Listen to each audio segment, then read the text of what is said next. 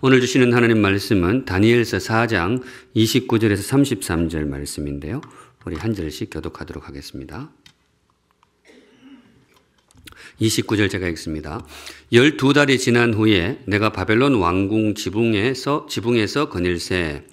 나 왕이 말하여 이르되 이 큰 바벨론은 내가 능력과 권세로 건설하여 나의 도성으로 삼고 이것으로 내 위엄의 영광을 나타낸 것이 아니냐 하였더니 이 말이 아직도 나 왕의 입에 있을 때에 하늘에서 소리가 내려 이르되 느부갓네살 왕아 네게 말하노니 나라의 왕위가 네게서 떠났느니라. 내가 사람에게서 쫓겨나서 들짐승과 함께 살면서 소처럼 풀을 뜯어먹을 것이요 이와 같이 7대를 지내서 지극히 높으신 이가 사람의 나라를 다스리시며 자기의 뜻대로 그것을 누구에게든지 주시는 줄을 알기까지 이르리라 하더라. 같이 읽습니다. 바로 그때에 이 일이 나 느부갓네살에게 응함으로 내가 사람에게 쫓겨나서 소처럼 풀을 먹으며 몸이 하늘 이슬에 젖고 머리털이 독수리 털과 같이 자랐고 손톱은 새 발톱과 같이 되었더라. 아멘. 오늘은 이 말씀으로 주님 주시는 메시지를 함께 받겠습니다. 오늘의 말씀은 낮추시는 하나님입니다. 낮추시는 하나님. 느부갓네살이 만난 하나님의 이름인데 반가운 이름은 아니죠. 높이시는 하나님 이름은 좋은데 낮추시는 하나님 썩 이렇게 내키는 그런 이름이 아닙니다. 그런데 성도 여러분, 이 이름도 또한 우리 주님의 이름입니다. 이 이름도 마음에 새겨두시기 바랍니다. 낮추시는 하나님.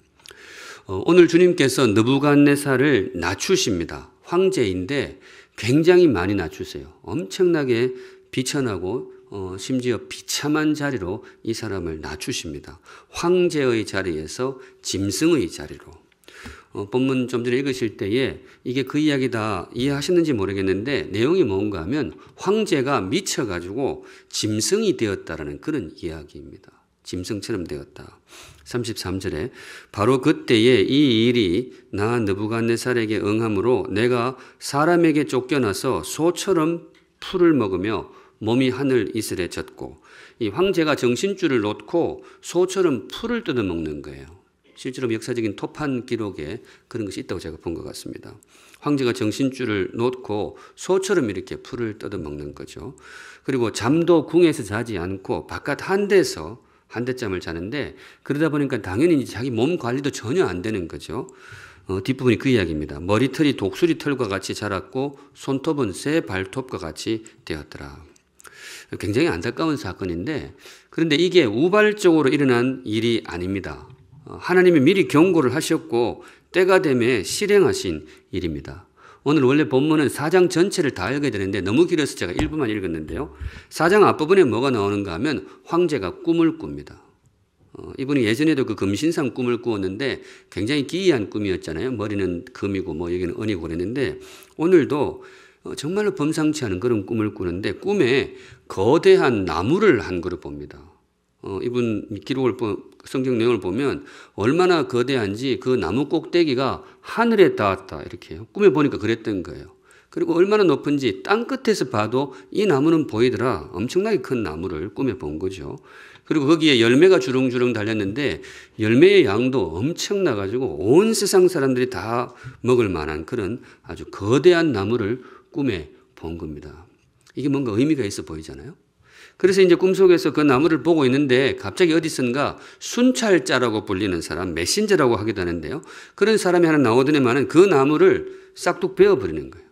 그 엄청난 나무가 그냥 쿵 하고 그대로 쓰러져 버리는 거죠. 밑둥만 남겨두고 싹둑 잘라버렸습니다.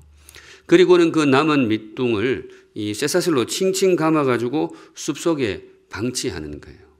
그를 칭칭 감긴 그 그루터기라 그러죠. 그게 숲속에 방치가 되는데 그래 놓으니까 이제 아침이 되면 거기에 이슬이 젖고 또 그 주변으로 짐승들이 우글우글 하는 그 장면을 이제 꿈에서 본 거죠. 그리고 바로 그 순간 이 황제가 잠에서 깹니다. 이 잠이 올까요, 안 올까요? 이게 안 오는 거예요. 이게 뭔가 굉장한 의미가 있는 것 같은 그런 생각이 드는 거죠. 그래서 누구를 소환을 합니다. 누구를 불렀을까요? 다니엘을 부릅니다. 예전 기억이 있으니까 이 사람이 꿈을 잘 풀어주는 거거든요. 그래서 다니엘을 급히 불러가지고 이게 무슨 꿈이냐 했을 때 다니엘이 꿈의 의미를 풀어줍니다. 우리가 안 읽었지만 앞부분에 이런 이야기 쭉 나오게 되는데요. 22절에 왕이여 이 나무는 곧 왕이십니다. 황제 폐하 꿈에 보신 그 나무는 곧 폐하십니다. 이는 왕이 자라서 견고하여지고 창대하사 하늘에 닿으시며 나무가 하늘에 닿았다 그랬잖아요. 권세는 땅끝까지 미치민이다. 땅끝에서도 그 나무가 보였다 그러셨죠. 그 나무가 바로 황제 폐하십니다. 이 황제가 이 소리를 듣고 좋았을까요? 안 좋았을까요? 일단은 괜찮은데 자기가 실제로 그렇잖아요. 바벨론 황제니까 온 세상의 지존으로 통하고 있죠. 그런데 그 뒷이야기가 마음에 걸리는 거죠. 나무가 어떻게 됐어요? 싹둑 잘렸던 거죠. 그래서 계속해서 다니엘이 이 꿈 이야기를 풀어줍니다. 그런데 황제 폐하, 꿈에서 보신 대로 폐하께서 지극히 낮은 자리로 떨어질 것입니다. 광인이 되어가지고 폐하에게 광기가 들어가지고 궁에서 쫓겨나고 짐승처럼 숲을 속에 버려지고 거기서 소처럼 풀을 뜯어먹게 될 것입니다. 이게 그 뜻입니다. 풀어주는 거예요. 이 말 하기가 쉽진 않았을 것입니다. 잘못하면 이게 뭐 아무리 꿈 이야기라도 황제한테 그런 말 하면 목이 달아날 수도 있는데 다니엘은 참 정직하고 신실한 신하잖아요. 그래서 주님께 받은 메시지 그대로 황제에게 풀어주는 거예요. 그리고는 조언을 하기를 27절에 이렇게 조언을 하면서 꿈풀이를 마무리합니다. 그런즉 왕이여 내가 아뢰는 것을 받으시고 내가 말씀드리니까 이걸 열린 마음으로 받으시고 공의를 행하시고 죄를 사하시고 가난한 자를 긍휼히 여기시고 죄악을 사해 주십시오. 그리하시면 왕의 평안함이 혹시 장구하리이다. 이게 무슨 말인가 하면 폐하 변하셔야 됩니다. 지금 통치하시는 모습으로는 안 됩니다. 변하셔야 됩니다. 그러면 혹시 불길한 꿈이 철회될 수가 있을 것입니다. 이게 이제 1년 전 상황입니다. 우리 아까 29절 오늘 본문 읽을 때 12달이 지난 후에 그렇게 했거든요. 1년 전엔 이런 대화가 있었던 거죠. 그리고 이제 1년이 지났는데 성도 여러분 그 1년 사이에 이 황제가 변했을까요? 안 변했을까요? 그분 아세요? 어떻게 잘 아세요? 안 변했어요. 사람이 잘 안 변하잖아요. 결국 꿈이 실행이 됩니다. 그게 오늘 일어난 일이에요. 황제의 자리에서 짐승의 자리로. 굉장히 극단적인 사건인데 다니엘서에 그런 사건들이 드러나오게 되죠. 그런데 이유가 뭘까? 오늘 역시 그 이유를 한번 묵상하고 싶습니다. 주님께서 왜 이 황제를 이토록 비천한 자리, 비참한 자리로 낮추시는 것일까? 그 이유가 도대체 무엇일까? 묵상하실 때에 황제를 통해서 여러분 성경은 항상 누구에게 주시는 말씀? 우리에게 주시는 말씀이거든요. 황제를 통해서 우리의 삶을 한번 돌아보는 귀한 성찰의 시간이 되시기를 간절히 소망합니다. 네, 들어갑니다. 주님께서 이 황제를 이토록 비천하게 낮추신 이유가 뭐냐? 첫째, 이거죠. 나의 약함을 대면하라고. 나의 약함을 대면하라고. 나는 인생이고 인생은 약한 거야. 이걸 좀 직시를 하라고, 대면을 하라고. 그래서 황제를 낮추셨어요. 황제가 그간 이걸 모르고 살았던 거죠. 알아도 외면했는지 모르겠고 여하튼 그걸 모르고 살았는데 나도 인생이고 나도 약한 인생이야. 그걸 보라고 주님께서 낮추셨습니다. 여기서 또 한 가지 생각은 그걸 꼭 알아야 될까요? 성도 여러분? 나의 약함을 꼭 알아야 될까요? 성경의 생각은 그래요. 인생이 귀한 삶을 살려면 꼭 알아야 될 게 있어요. 이 세상에서 귀한 삶을 살려면 배우고 알아야 될 게 되게 많은데 하나님 판단에는 그래요. 정말로 귀한 삶을 살려면 이건 꼭 알아야 돼요. 나의 약함입니다. 내가 인생이라는 거, 내가 약하다라는 거. 그걸 알아야 정말 귀한 삶을 살 수 있는데 황제가 이걸 모르는 거예요. 그래서 오늘 그걸 가르치시려고 이 사람을 낮추십니다. 우리 다시 한번 찬찬히 생각했으면 좋겠는데요. 성도 여러분, 이거 맞는 말일까요? 나의 약함을 알아야 진짜 귀한 삶을 살 수 있다. 성경은 거기에 대해서 정말 확신을 합니다. 두 가지 이유에서 그러는데요. 우선은 왜 그런가 하면 그게 진실이기 때문입니다. 인생은 정말로 약해요. 그게 진실입니다. 귀한 삶을 살려면 거짓에 묻혀서 살면 안 되잖아요. 세상을 모르고 진실을 모르고 외면하며 살면 그거는 귀한 삶이 아니잖아요. 그래서 성경은 그래요. 정말로 귀한 삶을 살려면 진실을 대면해야 되는데 정말로 삶의 진실, 정말 우리가 빠질 수 없는 삶의 진실이 뭐냐? 인생이 약하다라는 거예요. 이게 진실이다. 강한 듯해도 인생이 약하다라는 거예요. 어린아이 시절을 보면 누가 돌봐주지 않으면 1시간도 생명을 유지할 수 없을 만큼 인생은 약해요. 이게 진실이라는 거죠. 나이 들어서도 그 진실을 대면합니다. 인생이 약해요. 물론 우리가 젊은 시절 잠시 쌩쌩하고 잘 나갈 때가 있지만은 그때도 사실은 인생이 약해요. 질병 앞에 약하고 사고 앞에 약하고 근심 걱정 앞에 약하고 불길한 꿈 앞에 약하고 잠 못 이루고 인생이 약하다는 거죠. 그게 인생의 진실입니다. 그런데 황제가 이걸 모르는 거예요. 황제는 자기가 굉장히 강한 줄 알아요. 자기가 뭐 아주 강한 줄 알아요. 당연한 것이 이 사람 직업이 뭐예요? 황제잖아요. 자기 말 한마디면 신하들이 벌벌 떠니까 자기가 굉장히 강한 줄 아는데 하나님 말씀하시기를 그건 진실이 아닌 거죠. 황제도 인생이고 인생은 약해요. 그래서 주님이 이 사람을 오늘 낮추십니다. 이 사람이 그가 모르고 살았던 삶의 진실을 대면하라고. 혹시 나에게 주시는 메시지가 있으면 받으시기 바랍니다. 또 한 가지 나의 약함을 대면해야 된다. 성경이 이걸 중시하는 또 하나의 이유가 있는데 뭔가 하면 이 나의 약함 그 인식이 하나님을 모시는 통로가 됩니다. 이 인식이 있을 때 하나님이 우리 안에 들어오세요. 성경은 또 그렇게 생각해요. 우리가 귀한 삶을 살려면 이 한 분을 모셔야 돼요. 우리가 귀한 삶을 살려면 진실을 아는 것도 중요한데 정말 귀한 분을 한 분을 모셔야 되는데 그분이 누구 계세요? 하나님이십니다. 우리 인생의 주인이시요 영원한 우리 삶의 보호자이신 하나님. 이분을 만날 때 비로소 귀한 삶을 살 수 있는데 많은 인생이 안타깝게도 그분을 몰라요. 알아도 감을 잡아도 그분을 향해 마음을 안 열어요. 왜 그러느냐? 왜 하나님을 향해서 마음을 열지 않느냐? 주님 생각은 그런 거죠. 이런저런 많은 이유가 있겠지만은 나의 약함을 모르기 때문에. 나는 강하다고 생각하기 때문에. 그래서 나 혼자 충분하다고 생각하기 때문에. 그래서 하나님을 놓치고 산다는 거죠. 실제로 그렇잖아요. 나는 강하고 나는 충분하다. 나는 혼자 충분하다. 그 마음에는 하나님이 들었을 여지가 없어요. 자기가 강하고 자기가 다 하는데 누가 필요하겠어요? 느부갓네살도 그랬어요. 자기는 강하고 자기는 혼자 충분하기 때문에 그런 마음으로 살기 때문에 그 마음에는 도무지 하나님이 들었을 자리가 없는 거죠. 그래서 하나님이 이 사람을 뭐예요? 낮추십니다. 굉장히 비천하게 낮추세요. 왜냐? 자신의 약함을 대면하라고. 그래서 바로 그 자리에서 정말 우리가 놓쳐서는 안 되는 인생의 보석과 같은 우리 하나님을 꼭 붙들라고. 오늘 이 사건의 배경에 그게 있습니다. 낮추시는 하나님 그렇게 제목을 잡았는데 느부갓네살을 미워하시는 하나님이 아닙니다. 우리 하나님이 이분을 굉장히 사랑하시는 것 같아요. 오늘 이분을 좀 힘들게 하는 것 같아도 정말 이분에게 귀한 삶을 선물하시기 위해서 오늘도 부지런히 일하고 계신 하나님의 모습을 봅니다. 여기까지 하고 우리 사랑하는 샘물 성도 여러분, 저와 여러분은 어떤가요? 여러분은 인생의 약함을 알고 계신지요? 내가 약하다라는 거 그거 알고 계신지요? 네, 그러기를 바랍니다. 그걸 알아야 귀한 삶을 살 수 있습니다. 목사로서 저는 우리 성도들이 이 황제처럼 낮아지기를 바라지는 않습니다. 그냥 평온하게 사시면 좋겠어요.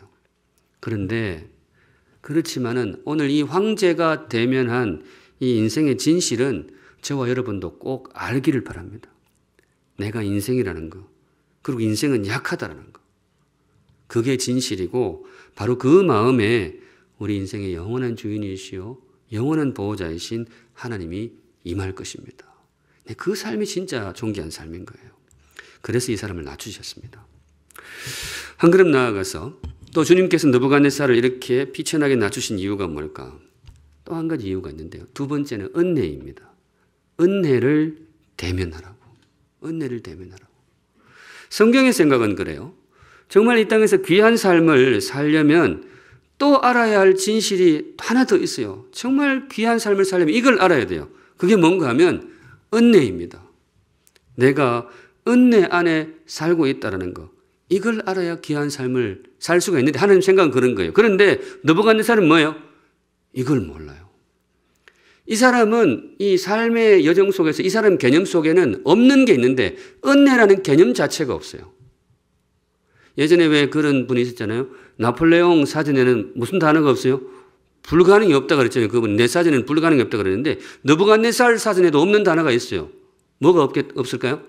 은혜가 없어요. 이 사람은 은혜가 없어요. 그러면 이 사람은 평생 어떻게 살고 어떻게 생각하면서 살고 있느냐? 나는 은혜 안에 사는 것이 아니고 나의 업적 안에 산다. 이게 이 사람의 인생 모토였어요. 나는 누군가의 은혜 안에 신세지고 사는 삶이 아니고 나의 업적 안에 살고 있다. 오늘 느부갓네살이 지붕 위에서 그 노래를 부릅니다. 업적의 노래. 29절 보시면 12달이 지난 후에 내가 바벨론 왕궁 지붕에서 거닐세. 황제가 이제 왕궁 지붕을 이렇게 거닐고 있는 거죠. 나라가 평온했다는 거예요. 아무 일이 없어요. 이 사람의 위세가 원체 대단하기 때문에 아무도 이렇게 없어요. 바로 그때 이 사람이 하나의 노래를 부릅니다. 30절 같이 읽을게요. 시작. 나 왕이 말하여 이르되 이 큰 바벨론은 내가 능력과 권세로 건설하여 나의 도성으로 삼고 이것으로 내 위엄의 영광을 나타낸 것이 아니냐 하였더니. 황제의 노래, 어떤 면에서 지붕 위의 노래 이렇게 부를 수가 있을 건데요. 이 노래를 부르는 거예요. 이 내용이 뭐냐? 나는 어디에 살고 있어요? 업적 안에 살고 있어요. 나는 내가 세운 업적 안에 살고 있다. 내 삶은 그런 삶이다. 그런 노래입니다. 어떻게 보면 이게 참 부러운 노래예요. 사람이 한번 태어나서 저런 호기를 한번 부를 수 있으면 얼마나 좋을까. 내가 이런 업적을 한번 보라고. 반짝반짝 빛나는 나의 업적을 보라. 참 어떻게 보면 빛나는 노래이고 정말 영광스러운 부러운 노래입니다. 그렇게 보여요. 정말 대단하잖아요. 자기가 이룬 업적을 쫙 펼치고. 그런데 성경의 생각은 달라요. 이 노래는 빛나는 노래가 아니고 이 노래는 영광스러운 노래, 부러운 노래도 아니다. 성경은 그렇게 생각 안 해요. 그럼 이 노래가 뭐냐? 이 노래는 사실은 칠흑같이 어두운 노래이고 정말 제대로 살려면 절대로 입에 올려서는 안 되는 불길한 노래가 바로 이 황제의 노래라는 거예요. 업적의 노래.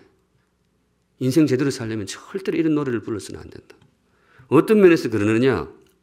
이유는 똑같습니다. 성경이 이 노래를 굉장히 싫어합니다. 왜 그러는가 하면 일단 이건 진실이 아닙니다. 이건 진실이 아니에요. 황제는 그렇게 보였을지 몰라도 그건 진실이 아니에요. 황제 옆에 굽신거리고 있는 신하들 눈에는 그렇게 보였을지 몰라도 그건 진실이 아니고 거짓이에요. 하나님 눈에는 너무나 거짓되게 보이는 거예요. 그 노래가. 그렇다면 진실은 뭐냐? 하나님이 이 사람이 오늘 진실을 보여주십니다. 뭔가 하면 그는 그의 업적이 아니라 하나님의 허락하심 안에 살고 있었습니다. 이 사람이 이걸 몰랐어요. 바벨론 제국, 이건 자기의 업적이라고 생각했어요.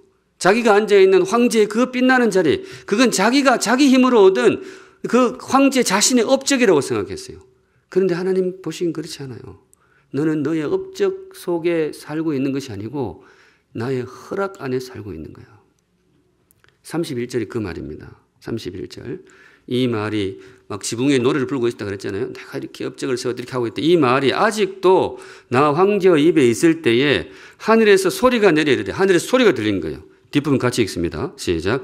느부갓네살 왕아 네게 말하노니 나라의 왕위가 네게서 떠났느니라. 하나님이 하늘에서 황제의 폐위를 선언합니다. 너는 오늘부터 폐위되었느니라. 이게 무슨 말이냐? 내가 진실을 말해주는데 너는 지금까지 너의 업적 속에 살았던 게 아니야. 나의 허락하심 안에, 나의 허락 안에 살았던 거야. 네가 앉아있던 그 황제의 자리, 네가 얻은 자리 같지? 네 힘으로 쟁취한 자리 같지? 아니야. 내가 허락한 거야. 내 허락 없이는 단 하루도 거기에 앉아있을 수가 없어. 그걸 하나님이 이 사람에게 진하게 가르쳐 주십니다. 바로 그게 황제의 자리에서 짐승의 자리로. 32절. 내가 사람에게서 쫓겨나서 들짐승과 함께 살면서 소처럼 풀을 뜯어먹을 것이다. 무슨 말인가 하면 내가 허락하지 않으면 네가 원래 있어야 할 자리는 어디라는 말일까요? 바로 그 자리야. 내가 허락하지 않으면 네가 황제의 자리에 앉아 있을 수가 없어. 이와 같이 7대를 지낼 것이다. 7년을 그렇게 소처럼 지낼 것이다. 그런 선언입니다. 그리고 나중에 이루어지게 되는 것이죠. 이 기간을 왜 주셨느냐? 하나님이 이 사람에게 정말로 삶의 진실을 일러주고 싶었어요. 뒷부분 지극히 같이 읽습니다. 시작. 지극히 높으신 이가 사람의 나라를 다스리시며 자기의 뜻대로 그것을 누구에게든지 주시는 줄을 알기까지 이르리라 하더라. 느부갓네살아, 너의 노래가 틀렸느니라. 나는 업적 위에 살고 있다. 그건 사실이 아니야. 너는 업적 위에 앉아 있는 것이 아니고 세상을 다스리는 나 하나님의 허락 안에 살고 있었던 거야. 혹시 여러분들에게 주시는 메시지가 있으면 열린 마음으로 받으시기 바랍니다. 느부갓네살로서는 이 7년의 시간이 엄청나게 고통스러웠을 거예요. 황제의 자리에 앉아 있다가 하루아침에 짐승의 자리로 내려왔으니까 얼마나 힘들겠어요. 그런데 삶이 때로 참 묘해서 이런 시간이 참 욕이 날 때도 있습니다. 거기서 이전에 알지 못하던 진실을 발견하기 때문에 그렇습니다. 네. 목사로서 우리 성도님들이 이런 자리에 내려가기를 절대로 원치는 않습니다. 그러나 이 사람이 깨달았던 그 진실, 대면했던 진실, 나는 나의 업적이 아니라 은혜 안에 살고 있다. 그거 기억하시면 좋겠습니다. 또 한 가지 이 지붕 위 황제의 노래가 제가 불길하다 그랬는데 또 한 가지 이유가 있어요. 역시 앞에 했던 이유가 똑같은데 마음에 새긴 의미에서 뭔가 하면 이런 노래를 부르는 사람 마음에는 하나님이 들었을 여지가 없어요. 이 노래가 굉장히 빛나고 부럽고 한번 태어나서 야 저렇게 한번 가오를 세워봤으면 좋겠다. 그런 노래일지 몰라도 여러분 이런 노래는 저와 여러분의 입술에 절대로 오르지 않기를 바랍니다. 왜냐? 이런 노래를 부르는 사람한테는 정말 우리가 놓쳐서는 안 되는 그 하나님, 그분이 들었을 자리가 없어요. 이 노래는 영광의 노래가 아니고 사실은 상실의 노래입니다. 우리의 영원한 아버지, 우리의 영원한 주인이요 보호자이신 하나님을 근본적으로 상실케 하는 재앙의 노래입니다. 업적의 노래, 이거 절대로 우리의 노래가 아니기를 바랍니다. 그러고 보면 우리 하나님이 정말 이분을 많이 사랑하신 것 같아요. 그냥 내버려 두실 수도 있는데 이렇게라도 해서 가르치시고 이렇게라도 해서 그분에게 삶의 진실과 정말 하나님을 선물하기를 바라셨던 거예요. 목사로서 우리 성도들이 정말로 이 땅에서 이런 시간은 없으면 좋겠어요. 저는 늘 기도하기 그럽니다마는 그 목사의 당연한 소망이에요. 저는 우리 성도들이 이 땅에서 다 반짝반짝 빛나시면 좋겠어요. 어딜 가시든지 성공하고 어디서든지 인정받고 회사에서도 인정받고 교회 와서도 인정받고 다 어디를 갔으나 빛나는 사람이 성공하는 사람이 되시면 좋겠어요. 그런데 참 간절히 소망하기는 그렇더라도 오늘 이 황제의 이 불길한 노래는 절대로 저와 여러분의 입에 오르지 않기를 주님의 이름으로 축복합니다. 네, 이런 노래 들어오면 안 돼요. 대신에 제가 다른 노래를 하나 가르쳐 드릴 테니까 그 노래 배워가지고 그거 부르고 사시기 바랍니다. 네, 박수 치면 목사가 박수 치지 마시고 하도 이런 걸 많이 해가지고 제가 노래 가르쳐 드릴게요. 배우세요. 내가 누려왔던 모든 것들이 내가 지나왔던 모든 시간이 내가 걸어왔던 모든 순간이 당연한 것 아니라 은혜였소. 예, 성도님 이 노래 부르고 사세요. 이 노래가 좋아요. 이게 멜로디가 좋으냐? 멜로디 괜찮은데 이 노래가 참 좋은 것이 뭔가 하면 이 노래는 진실을 노래하고 있습니다. 이게 진실입니다. 성도 여러분, 우리는 하나님의 은혜 안에 살고 있습니다. 지금도 그렇고 앞으로도 그럴 거예요. 모든 인생이 예외가 없어요. 우리는 누군가의 배려 속에 살고 있어요.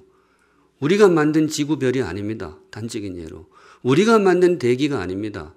심지어 우리가 만든 육신도 아니에요. 아까 우리 이동훈 목사님 간증하면서 하셨지만 우리가 가진 것 중에 받지 않은 게 없어요. 누가 주셨는지 잘 모를 때는 있지만 우리는 누군가의 은혜 안에 살고 있습니다. 바로 그분이 하나님이십니다. 그러니까 이 노래를 부르셔야 돼요. 그리고 이 노래가 정말로 귀한 것이 뭔가 하면 이 노래가 통로가 되어서 우리 살아계신 하나님이 우리 삶에 임재할 것입니다. 우리 하나님은 이 노래를 부르는 곳에 임재하십니다. 은혜의 노래. 그래서 주님께서 느부갓네살을 낮추셨습니다. 이 아름다운 노래를, 은혜의 노래를 선물하시기 위해서. 그렇게 낮추셨는데 어떻게 되었을까요? 7년 뒤에 이 사람이 변했을까요? 안 변했을까요? 다행히 결과가 괜찮습니다. 이번엔 잘 나왔어요. 34절에 그게 결과가 나옵니다. 그 기한이 참에 7년이 다 찬 거예요. 나 느부갓네살이 하늘을 우러러 보았더니 내 총명이 다시 내게로 돌아온지라. 이 사람에게 하나님이 회복의 시간을 주신 거예요. 모든 걸 다 회복시켜 주십니다. 왜냐하면 이 사람 마음속에 새로운 노래가 들어왔거든요. 이에 같이 읽습니다. 시작.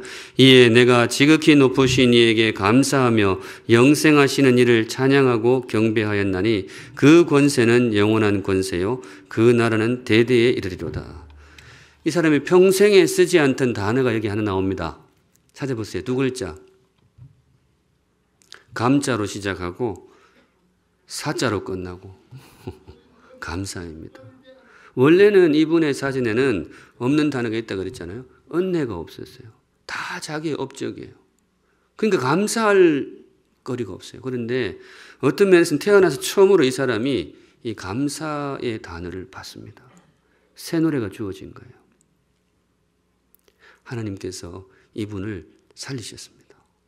황제의 자리에서 짐승의 자리로 떨어진 줄 알았지만 사실은 그것은 깨달음의 자리였고 참된 존귀함을 선물하는 귀한 자리였습니다.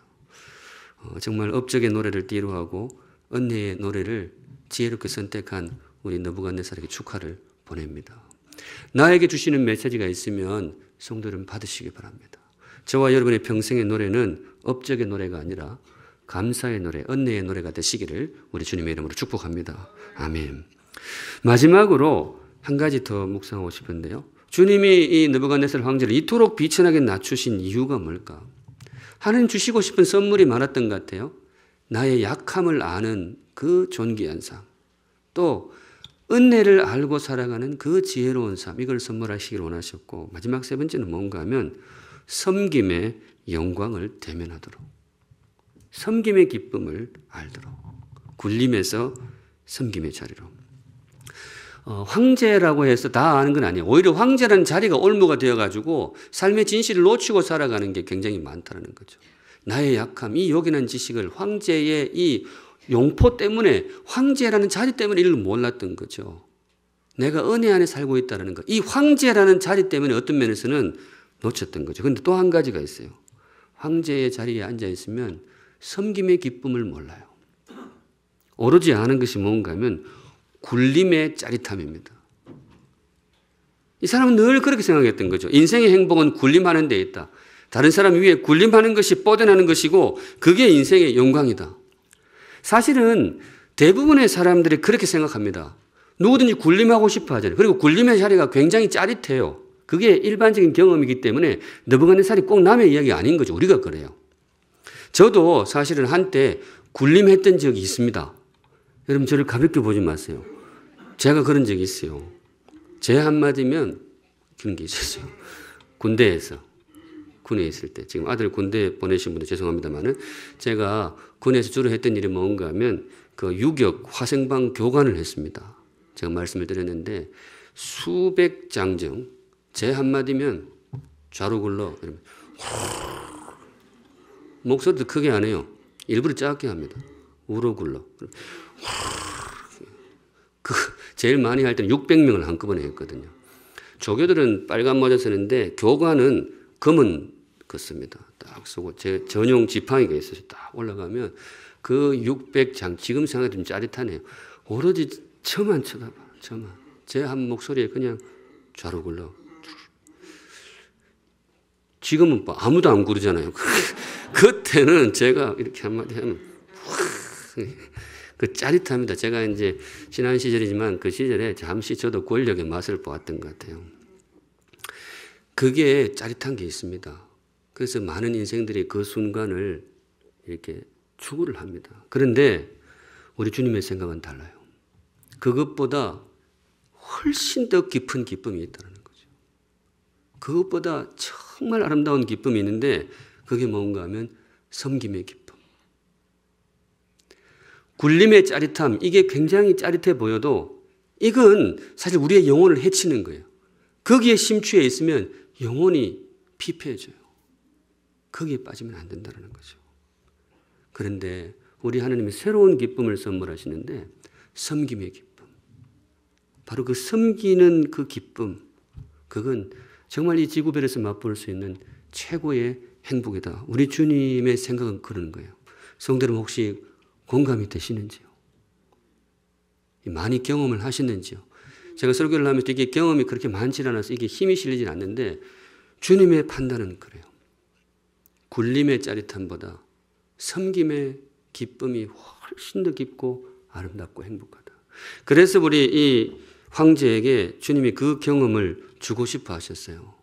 그래서 낮추신 거예요. 27절에 그런즉 왕이여 내가 아뢰는 것을 받으시고 공의를 행함으로 죄를 사하시고 가난한 자를 긍휼히 여기십시오. 그들의 잘못을 좀 용서해 주십시오.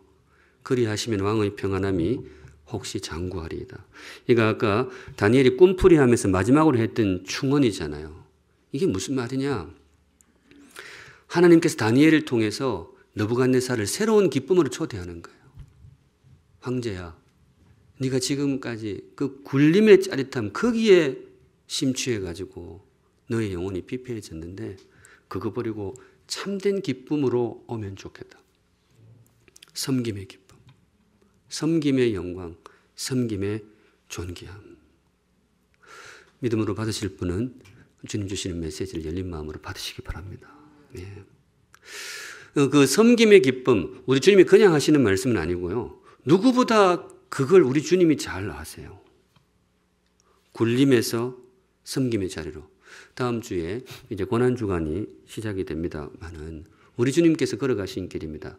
얼마든지 굴림할 수 있는 분인데 섬김의 자리로 내려오셨고 우리보다 더 낮은 섬김의 자리로 내려가셨습니다. 그분이 왜 그렇게 하셨느냐? 예, 우리를 위한 희생의 걸음이었습니다. 힘들지만 우리를 위해서 그 길을 걸어주셨어요. 그런데 이번 주간 묵상하는데 어떤 면에서는 한 가지 이유가 더 있는 것 같아요. 주님이 그 기쁨을 아시는 거예요. 섬김의 기쁨. 섬김의 영광을 이분이 아시는 거예요. 그래서 그 자리로 가신 거죠. 그리고 바로 그 자리에서 초대하시는 거죠. 저와 여러분을 초대하시고 또 이 느부갓네살을 초대합니다. 이 기쁨을 맛보면 좋겠다. 이 존귀한 행복을 맛보면 좋겠다. 믿음으로 응하실 분은 응하시기 바랍니다. 그래서 주님이 주시는 그 기쁨을 풍성하게 맛보는 행복한 인생 되시기를 주님의 이름으로 축복합니다. 아멘. 말씀 정리합니다. 오늘 주님께 주신 말씀, 낮추시는 하나님. 느부갓네살로서는 정말 힘든 시간이었을 거예요. 고통스러웠을 것입니다. 그렇지만은 그의 삶을 정말 아름답게 변화시키기 위한 하나님의 배려였고 하나님의 인도하심이었습니다. 목사로서 이런 낮아짐의 순간이 우리 성도들에게 아무도 없기를 바랍니다. 그렇지만은 이 사람이 깨달았던 그 귀한 깨달음은 저와 여러분의 가슴 속에 깊이 새겨져 있으시면 좋겠습니다. 나의 약함을 아는 삶이 지혜롭습니다. 은혜 안에 사는 사람이 행복합니다. 그게 진실합니다. 섬김의 삶을 사는 기쁨이 영원할 것입니다. 이 모든 말씀 합하여 하나님 우리를 부르시는 존귀한 삶이 저와 여러분의 삶에도 임하시기를 우리 주님의 이름으로 축복합니다. 아멘. 은혜의 찬양인데요. 우리 말씀 마음에 새기시면서 함께 찬양하겠습니다. 거룩하신 하나님 아버지, 느부갓네살에게 임했던 참 그 귀한 진실이 우리 가슴에도 새겨지기를 소원합니다. 우리는 인생이고 인생은 약하고 그래서 하나님이 필요합니다. 하나님 놓치지 않는 지혜로운 인생 되게 하여 주시옵소서. 내가 살아가고 있는 터전은 나의 업적이 아니라 하나님의 허락하시며 하나님의 은혜임을 고백합니다. 오늘도 그렇고 앞으로도 그러할 것입니다. 하나님의 은혜 안에 살고 있고 그 인생이 복된 인생인 줄로 믿습니다. 은혜를 알고 감사하는 지혜롭고 염치 있는 인생 되게 하여 주시옵소서. 주께서 우리에게 베푸신 그 귀한 섬김의 은혜 우리도 나누며 살아가는 지혜롭고 그래서 이 땅에서 맛보아야 할 깊은 행복, 우리도 맛보며 살아가는 행복한 인생 되게 하여 주시옵소서. 아멘. 거룩하신 하나님 아버지, 오늘도 성도들 귀한 예물 하나님께 올려드립니다. 우리 성도들의 감사와 고백과 간구의 제목 세밀하게 살펴주시고 우리 사랑하는 성도들을 가장 복되고 제일 지혜롭고 존귀한 길로 인도하여 주시옵소서. 아멘. 지금은 우리의 영원한 은혜의 근원이 되시는 우리 주 예수 그리스도의 은혜와 우리를 위해 외아들의 목숨까지 아낌없이 내어주신 하나님 아버지의 그 크신 사랑하심과 우리의 삶을 지금도 도전하시고 아름답게 빚어가기를 원하시고 애쓰시는 성령 하나님의 임재하심과 수고하심이 머릿속에 주를 예배하는 사랑하는 모든 샘물 성도들의 삶과 걸음 위에 이제부터 영원까지 항상 함께 계실지어다. 아멘.